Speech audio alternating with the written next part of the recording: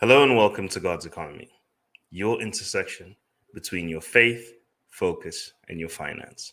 And I'm your host, Munyumbu Mutwale, investment analyst and your financial advisor. Basically, your tracking guide through this journey of how to try and work these three parts of your life together. Now, we've been going through the money skills, and that's been an important journey for all of us because this has been a tough way to navigate what it means to deal with money and understand money. Well, today we're going to be talking about part two of the first money skill, which is making money. And we're going to be talking about the concept of sharpening your axe. Okay, that's a very important thing for us to all understand. And in this concept of sharpening the axe, we're going to go through a few questions. And I want you to write these down because I want you to be able to have the answer to them. And the reason I ask you to write things down is because of Ebbinghaus's forgetfulness curve. Because everything you don't write down, you forget within 72 hours, at least almost everything. So there are going to be a few questions. One, what does it mean to sharpen your axe? Two, why should I sharpen my axe? Three, which axe should I sharpen? Four, how should I sharpen my axe?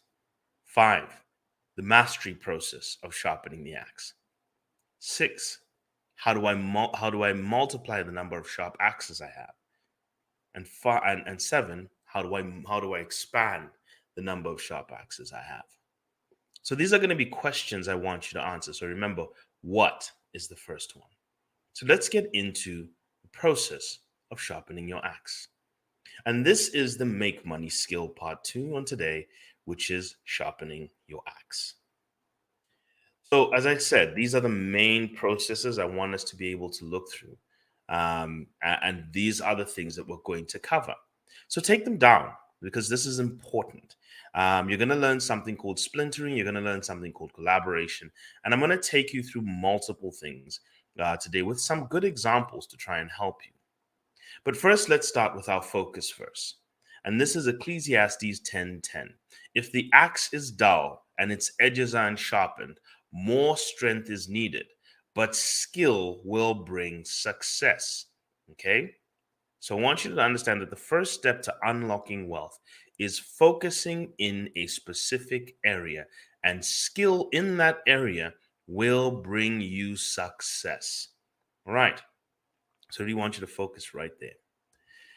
So, what does it mean to sharpen your axe? Now, sharpening the axe means becoming skilled. All right, that's what it simply means.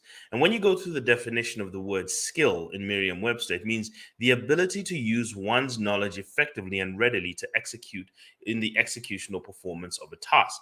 A learned power, in executional performance.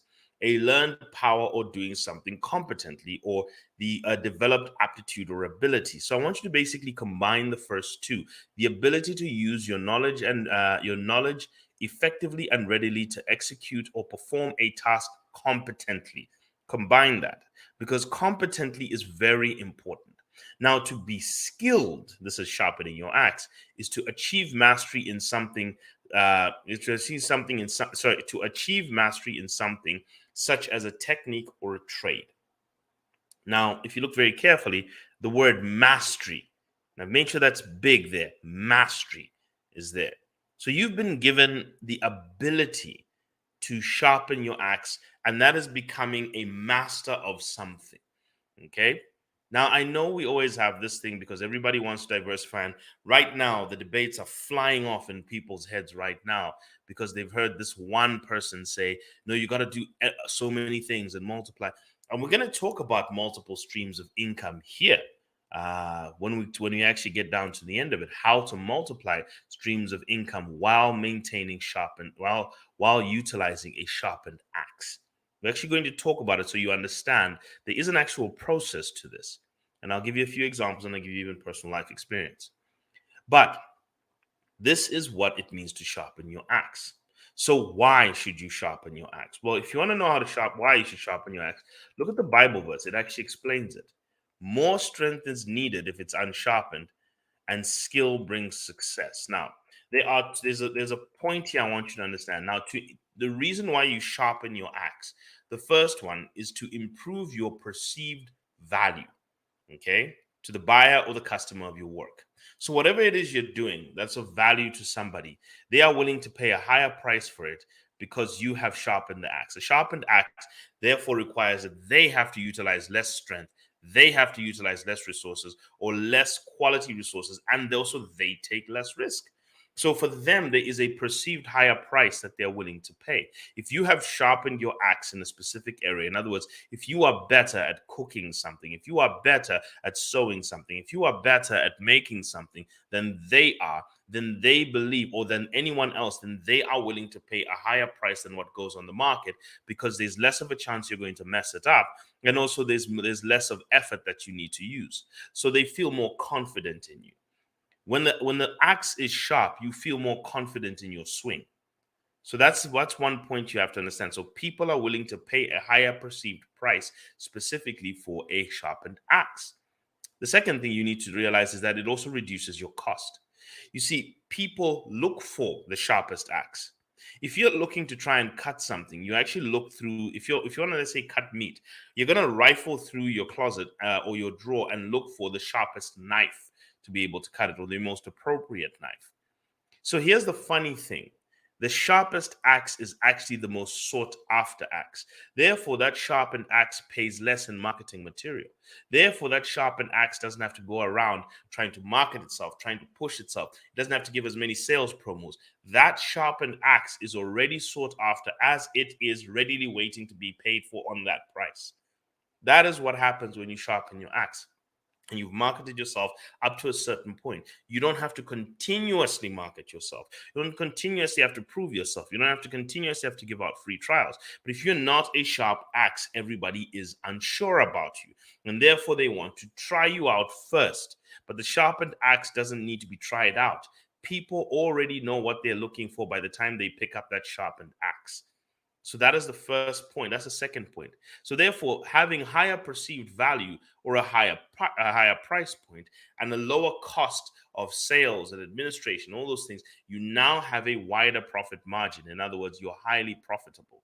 And there's the success in the sharpening of the axe. When you are highly skilled in an area, you are sought after, and people are willing to pay a premium, and therefore more opportunities come towards you, and with a higher price but a lower marketing expense, and therefore more profitability.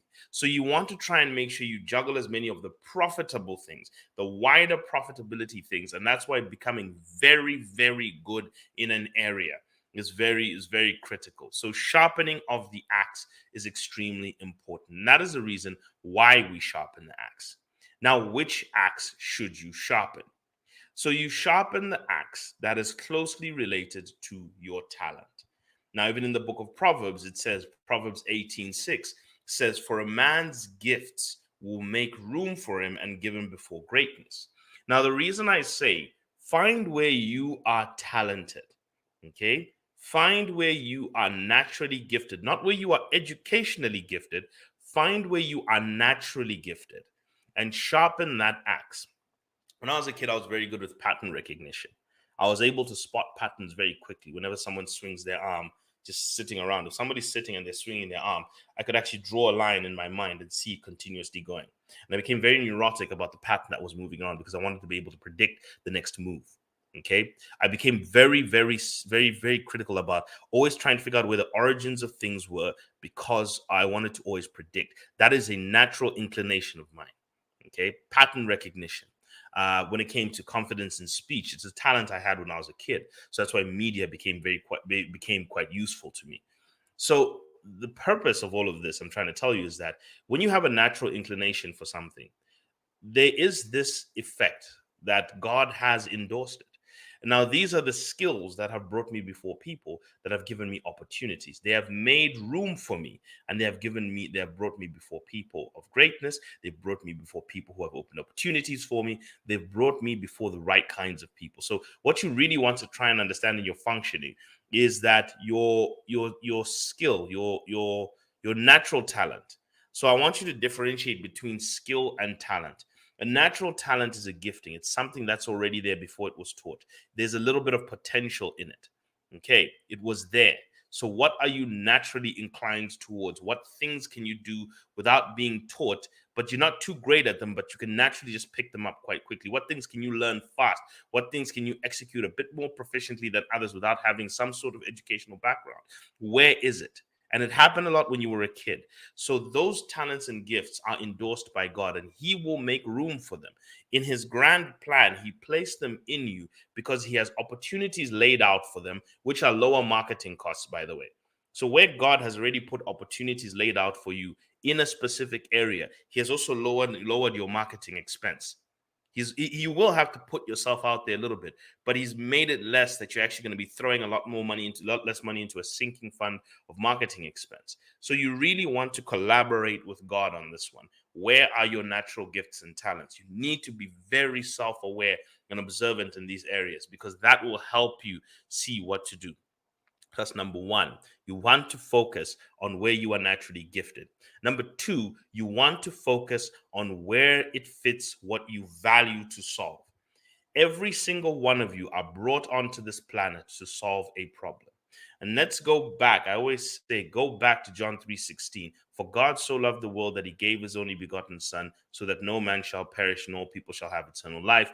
That is a purpose statement. So God equipped Jesus with everything able, so that He could be that sacrifice, so that He could live that perfect life, improve the life of people, set them free mentally, and be the sacrifice. He equipped them with the ability to absorb knowledge very quickly. He equipped them with the ability to withstand pain. He equipped them with abilities. He equipped them with a lot of natural inclinations to serve that purpose. So if you find the visual of the purpose that you need, there are two things you need to find. What was I naturally gifted with, and what serves the purpose that drives me the most? If you can see the purpose that drives you the most, these are the axes you want to work on, because the axe with the most purpose-driven use, and also with a natural gifting from God, will have opportunities laid before it, and it'll have His support going through it. Okay, they are a lot of what we call luck effects that happen in people's careers, and that, I believe, is the hand of God. There is a lot of hand of God that occurs in a lot of successful people's lives, and a lot of that comes from the fact that they're utilizing things that are at a higher level here. Okay, so if you tap into what is purpose driven, and if you tap into what was naturally given, those are two things. I want you to write those down: purpose driven and naturally given. These are two things that will give you the axe that you should be sharpening. So you want to try and filter. Now, many people say, well, you want to sharpen as many axes as possible. You also want to be careful of overdoing this whole thing of sharpening too many axes. You really want to focus on what is essential to purpose. The things that are essential to purpose, the axes and mini axes, those are the ones that you want to start sharpening. But specifically focus on a core one, because you really want to get very, very strong, because sharpening an axe is a time-intensive task. And I'll take you through a process which actually shows the journey of a computer programmer who's actually gone through this process. But this was a table laid out for people who are trying to get into computer programming of how to actually get into a specific area. Now let's talk about the process of sharpening your axe. Question is how? How does one sharpen their axe? And I'm going to give you a process I call the 10-20-70 principle. And this is about how human learning occurs. All right. So human learning happens through this process called 10-20, and it comes through instruction, interaction, and implementation. Now, it actually happens in this sequence for a reason, because each of them has got an emotional value in your axe sharpening process. So let's start with the first one, instruction. These are things like classes, courses, structured programs, workshops, learning material, doing degrees. These are instruction-based processes. Now, they add about 10% to the sharpening process. This is what gets you good at something. This is about 10% of your sharpening process, because you sharpen through learning. Okay, every learning interaction, whether good or bad, is a sharpening process. Everything you go through. I want you to think about something very quickly before I get back to this graph. Is that when you have an experience, it actually prints something in your mind. Let's say you have a bad experience. If you get hit by something, you know what happens to you? You become more alert. That is a sharpening process. You've just sharpened your instinct. You've made it aware that something could come from this direction. Now, added into your scanning process is this direction here. There is a lesson that comes from everything. So always, even bad experiences are sharpening processes. So the first thing you want to do is get instruction. When you are instructed, now this is the problem with most people. Most people learn and learn and learn and consume courses, consume workshops, consume material. But what they don't understand is that it only adds 10% to your sharpening. It's a critical 10% to go to the next step, but it only adds 10% to your sharpening. The next step is what we call social education. This is interaction. Either you get coached, you get mentored, you get feedback, you network with people, you review collaborative activities. This is where you're working in groups. You're not working on your own. You're not trying to solve a problem on your own. You're working as a network, or you're at a workplace listening to other people. You're working alongside colleagues and you're learning, seeing them work. This is where you're learning by seeing. The first one you're learning by reading. This one you're learning by seeing. Somebody is showing you. Now, even the Bible, it says children learn from what they see. Okay, this is actually a very critical step, but it only adds 20%. Okay. Now, for you to be to interact properly, you need to have been instructed, because what that instruction does is it gives you an introduction so that nobody has to sit and explain to you, because most of the time when you're getting interacted with, nobody's going to be sitting and holding your hand. So this process is actually quite important. Okay, so this takes into consideration your ability to learn by seeing, simply as even the Bible puts it. Remember that you have to go with what you've been told that of your learning process. So if you learn by observation very well, okay, learn from what you see, then this is a very critical step in it. So the next 20% is social education interaction. And the biggest chunk of your axe sharpening comes from the third step, which is implementation. This is learning by experience. You've got to do things, repeat them, learn from what you've just done, refine it, make mistakes. Now learn from your mistakes, experiment, solve a problem in real life, face a challenge, take on responsibilities, try and innovate something, try something new, try things, reflect. So what you're trying to do here is you're trying to now put yourself in situations. Okay, so this is situational learning. So you've learned by reading, you've learned by seeing, now you've learned by actually being, right? So it's reading, seeing, and being. Now, when you're in this area, this is the realm where a lot of people are totally afraid of, because they're afraid of making mistakes. They're afraid of losing. They're afraid of losing face. But this is a critical point of how to sharpen your axe. So sharpening your axe comes through these three processes, but they go in order. See, because what happens is that your confidence to get to the next one comes from getting through the first one. So it's a lot of low risk but low return in instruction. But it gives you the confidence to now interact with people. And once you've interacted with people and you've got the instruction, it gives you the confidence to try. And so if you can go through this process, this is a known process of how to sharpen your axe. This is why people who have degrees and stuff and papers and stuff sometimes make the mistake of thinking they're all knowing, because they've never interacted with anybody in an industry. They've never actually worked with people. They've never been in the situation. So it's wonderful. You know of the things, but are you able to actually operate in that space? And that first requires interaction, which often requires coaching and mentorship and feedback and networking. But then you really have to go in there and start learning by yourself. So that's where it comes from. Now, there are two processes to this. There are two types of ways you can get through this process.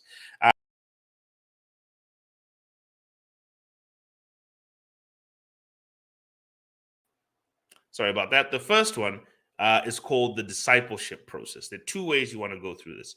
The discipleship process is one where an individual is then coached by a person who first teaches them. This is where you are an apprentice. They first teach you, then they coach you. Once they've taught you the basics, they then coach you. And you start learning by observing them, assisting them, working with them. And over time, they start giving you more independent tasks to be able to go through. You can see this in the process of how Jesus worked with the disciples. He basically took them through a teaching process. Then he coached them. They saw firsthand how he conducted miracles, because Jesus was teaching at first. Then he conducted a lot of strong miracles in front of them. Then he commissioned them and let them off. Okay, slowly gave them a lot more. Remember, there was a time where they were struggling with their faith, and Jesus even says, how long do I have to be on this earth? So he understood that he had to get them to this point. So there's a process he was pulling them up through. So there's a discipleship process that can work. The other option that you have is an observational one, where you get learning material first. And this is a mistake so many people make, because they don't have access to someone to mentor them. The first mistake they make is they get trapped in learning material. You just need enough to get the confidence to talk to someone. That's all you need. You don't need to know everything, because you don't. Even that stuff that's written down, a lot of it can be outdated.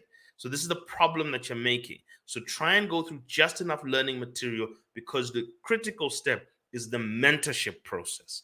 That's the critical step. The mentorship process is the critical step in actually the second part of sharpening the axe. So in terms of mentoring, here's what happens if you don't have access to the mentor. You list 10 people who are in who are the axes you'd like to sharpen. So find 10 pictures of the sharpened axes. Then first find out which one is the most sharp. Now list them from the most sharp to the least sharp. And you start with the least sharp. Now sharpen your axe up to this least sharp one and get it there. Okay, now once you've gotten there, go to the next one. Sharpen your axe to that one. If you are playing piano, take 10 piano players. Okay, who's the number 1? Who's the number 10? Start by imitating number 10. Okay, and get as good as them. Once you've passed them, then you go to number 9. Get as good as them. Then number 8, get as good as them. And you do it through imitation. You have to humble yourself. I know that you've told yourself, but I can be better than this. You start by imitating. Imitation helps you. Where you are absent of a coach, you make sure this person is some sort of pseudo coach through imitation. When we work in investment, one of the things we do for people is called shadow trading. Shadow trading simply means, if I've set out an investment portfolio, I've selected stocks. Your job is to simply look at what stock selections I've done and to replicate them. And every time I change my portfolio, you change it too. Every time I sell something, you sell that. You simply follow me, and you start seeing how your portfolio, your asset portfolio moves around. And then you're starting to see, okay? Then you get the next best trader, and then you shadow trade them. Then you get the next best trader and you shadow trade them. Because what you may not understand if you go straight to number 1 is number 1 has been through so much experience and has got such complications in their system, you may not catch them. So start with the least and work your way up. That's how you can get mentored by people without interacting with them. You imitate them first. And that's why even Paul says, imitate me as I imitate Christ.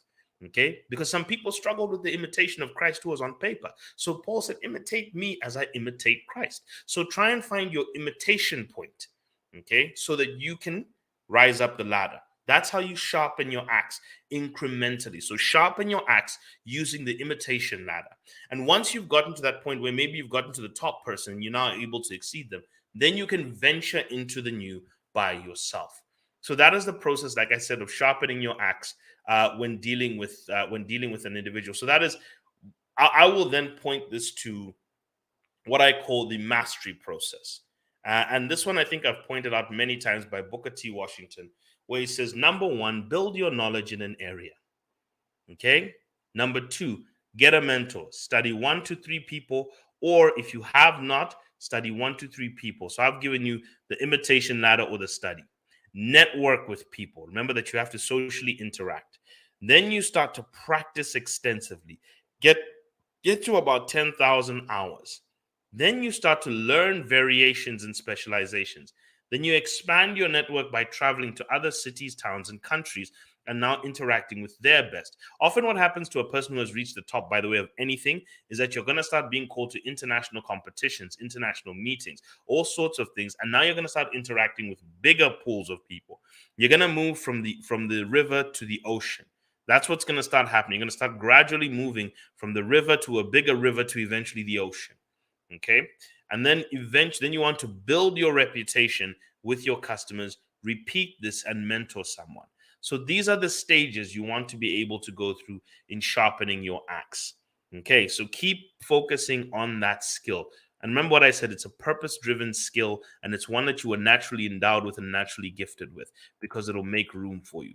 Now, this is the level, this is a table I want to leave you with of sharpening your axe.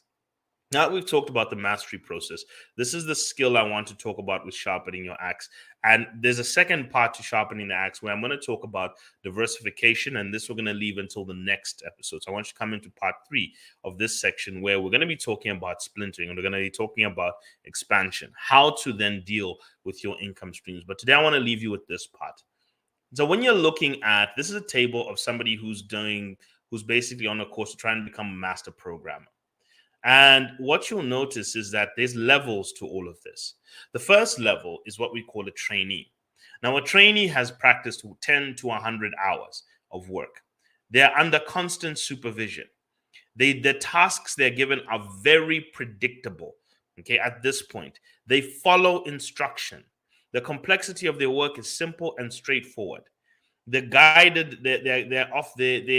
guiding action is to enact instructions. Okay, so that's all they're doing. They're told, do this, they do it. The action contents is that they must repeat things. The decision making is very binary, true or false, yes or no, left or right. They are simplified. They're not given an array of decisions to make. They're just given often 2 decisions, left or right, 1 or 2, this or that. That's it. Buy or sell. That's it. Okay. The development driver is to learn to become competent. The mental focus is to build a muscle memory, to do a physical action very strong. And the suitability at one point is to basically almost become like a machine. And the risk of making a mistake must be very low.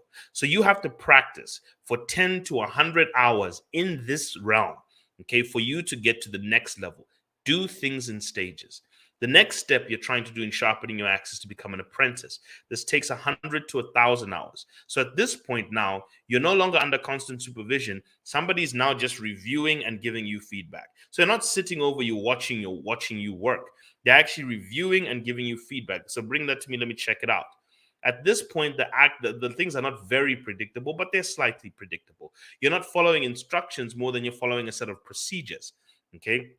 The complexity of your work is getting a bit higher, but it is controllable. At this point, your focus is now to evaluate your work. And at this point, the action context is personal theory of practice and improvement. You're now not just doing repeated tasks. Now you're trying to get better at those tasks. The decisions are a little bit more multivariate. So we've added a few more layers to your decisions. It's no more true, false. It's 1, 2, 3, 4. There are 5 things that you have to now start picking from. Now the development driver is the skills appraisal. So somebody's going to have to keep telling you how you're getting better at your skills. They're going to be giving you periodic reviews on how much better you're getting at your skills. Your mental focus is to calculate and analyze. You're now becoming more analytical about your work, and it's suitable for somebody who's now trying to build a system. Okay, you're now trying to become systematic about your work, and the probability of making errors is quite high. This is the most dangerous part of your axe sharpening process in your career. The third one is what we call the journeyman. This takes 1,000 to 10,000 hours. Okay, of work. This can take you anywhere from 6 months to a year. The first 2 levels can be reached in 6 months. This is why people this is why workplace probation is 3 to 6 months. It's just these 2 levels combined. Now, the third one is called a journeyman. It takes you 1,000 to 10,000 hours. At this point, you are now supervised through oversight. A set of rules and systems have been set in place. You are given a bit more autonomy. Your tasks are now slightly unique. But your focus, you're following patterns, you're following frameworks. That's what you're working within. Now, the complexity of your tasks is they're ambiguous but actionable. Okay, you're looking now. The guiding action is you're trying to experiment within this framework. You're trying to experiment. Your action context is to work with the known unknowns, the things you know that you don't know, that you can now try and experiment with and research a bit more. And you're going to do some trial and error in order for the purpose of recognizing patterns. You're going to face challenges here. This is how you're going to develop. You're going to face challenges.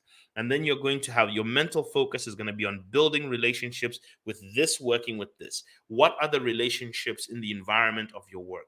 And at this point, it's suitable for people who get a little bit of self-autonomy, and you're going to be working with a few systems here, but you're going to have some choice on your own. And once again, this is a very high-risk area. 2 and 3 are where a lot of people fail because they sometimes get overconfident. They don't recognize that this is where they really need to drill down, ask for help. And the final one is master, level 4. Unfortunately, it's been blocked. And that is where you're now just working with a supervisor. Okay? That's a person who just comes in once in a while to come and see you.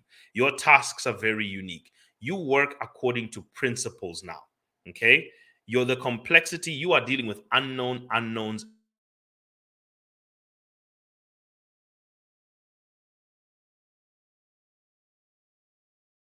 And your job is that your decision making will be through your intuition and instruction.